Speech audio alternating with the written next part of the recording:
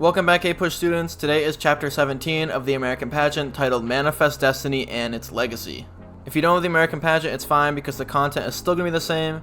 I'm going to be going over all the key terms and notes for this chapter that helped me get a 5, so I encourage you to take notes along as well. John Tyler, president who took over for William Henry Harrison. Although he was part of the Whig Party, he was at heart an ex-Democrat who was opposed to many Whig policies. This difference would lead to many challenges in his presidency. Tariff of 1842, protective tariff signed by John Tyler. Once again, the issues of tariffs. If you don't understand tariffs by now, you definitely should. The long process of proposals before the signing of the tariff indicated the challenges of Tyler's presidency, but the consideration of needing to increase the treasury showed that Tyler put the country over his own personal gripes. So that's one of the things you need to know about John Tyler. He definitely shows good morality for a president. Creole, ship seized by escaped slaves and supported by Britain. It was another example of Britain not condemning violence against Americans during a period of supposed peace. The Creole incident also had Southern slavery undertones. So the tension between America and Britain was definitely a thing during this period. But I feel like the slavery undertone of this, where Britain was kind of allowing slaves to have these rebellions and America wasn't, is definitely important as well. Aroostook War, conflict between British and American men in Maine. The small conflict evolved into one of the subjects in a peace treaty which favored America and also settled all disputes. This had to do with a border line in Maine. 5440 or fight, slogan used in support for controlling Oregon. It was a popular phrase at the forefront of the Democratic platform and an example of the Manifest Destiny idea taking hold in policy. The 5440 line would have given America more in Oregon rather than what Britain was saying, which was they would get more of a share of Oregon. Just another example of that westward expansion and that manifest destiny. James K. Polk, Democratic president after John Tyler. Although he was unknown candidate, he was fully supportive of the Democratic Party and the ideas of expansionism. He didn't have the best personality, but he was passionate. James K. Polk tried to say actually that his presidency was a referendum on manifest destiny because he was so passionate about westward expansion. Manifest Destiny, idea that God wants America to conquer North America, that Americans have a God-given right to expand. The idea took deep root in the minds of citizens who believed it was their destiny to conquer, specifically from the Atlantic Ocean, the Pacific Ocean, across the United States, of course. This idea bled into the issues of Texas and Oregon. Liberty Party, third party in the 1844 election. They took votes away from Henry Clay in New York, which in turn got James Polk elected. Essentially, their anti-Texas policies actually got Texas annexed because they got Polk in office. So the Liberty Party aligned with the Republican Party about not wanting to expand, but this ended up splitting the vote, and then the Democrats got elected with James Polk, and of course, they were heavily expansionist, and that led to Texas getting annexed. Walker Tariff, low tariff voted on in 1846.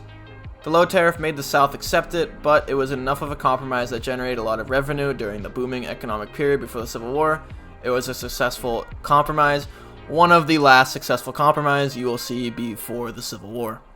Spot resolution, acts by then Senator Lincoln asking for Polk to prove pretext for war. The resolution showed the Whigs' view against the war and also revealed the lying undertones of the pretext for the war and of Polk's presidency as a whole. So basically, the Whig Party, the Republican Party, it's the Whig Party for now. I think I said Republican Party earlier, but Whigs. They really exposed that the Democrats and James Polk expansionists didn't really have a valid pretext to go annex Texas, but they did it anyway, which really shed a bad light on the expansionist movement. California Bear Flag Republic, flag of revolters in California. It symbolized the desire for Americans to free California from Mexican rule. The formation of a flag symbolized unity over the issue of California. So this is just another area in the country, or not in the country yet, where Americans wanted to take control of it themselves and add it to the United States. Buena Vista, battle between American forces and Mexico. Although greatly outnumbered, the Americans prevailed over Santa Anna, symbolizing their triumph over dictatorship. It also led to General Zachary Taylor gaining immense popularity.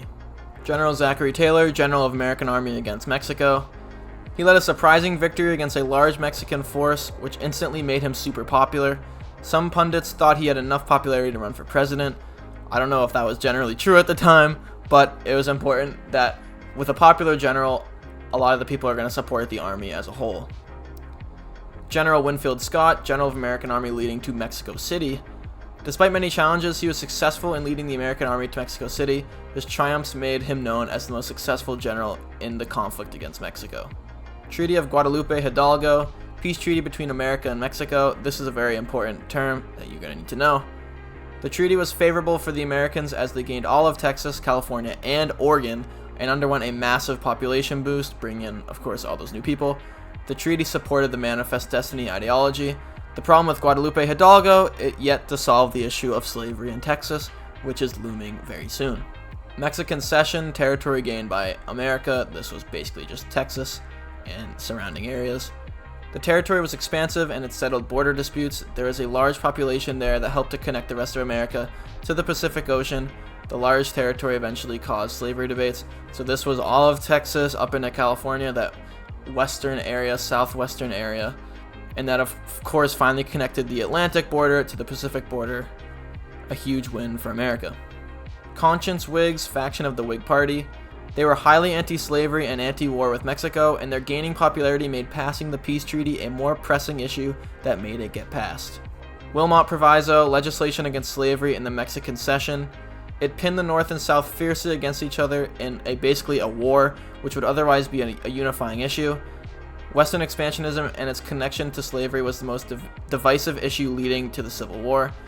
Obviously, expanding the country would usually be a unifying issue, but because more decisions would have to be made about slavery, whether these new states would be free states or slave states, how it would affect the balance in the Senate, this made expansionism a highly polarizing issue, and slavery was at its core, and that eventually led to the Civil War. Californios, Spanish and Mexican conquerors in California. They were a successful native population that rose to power in the region before being overrun by American settlers. They represent the negative effects of Manifest Destiny. Obviously, when you expand, a certain population has to come out on top in control of the land, but the existing population has to be subdued, and this is an example of that. And that's a wrap. Thanks for watching. I'll see you in the next chapter, and goodbye.